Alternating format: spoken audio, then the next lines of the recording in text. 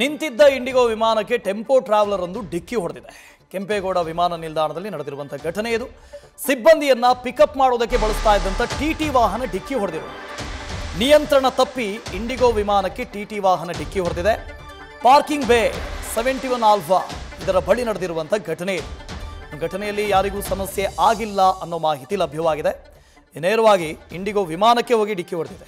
ಇವಾಗ ಗಮನಿಸ್ತಾ ಇದ್ದೀರಿ ಆ ಫೋಟೋದಲ್ಲಿ ಟಿಟಿ ಸಿಬ್ಬಂದಿಗಳನ್ನು ಅಲ್ಲಿಂದ ಕರ್ಕೊಂಡು ಬರುವಂಥ ಟಿಟಿಆರ್ ಟೆಂಪೋ ಟ್ರಾವೆಲರ್ ಅದೇ ಹೋಗಿ ವಿಮಾನಕ್ಕೆ ಡಿಕ್ಕಿ ಹೊಡೆದಿರೋದು.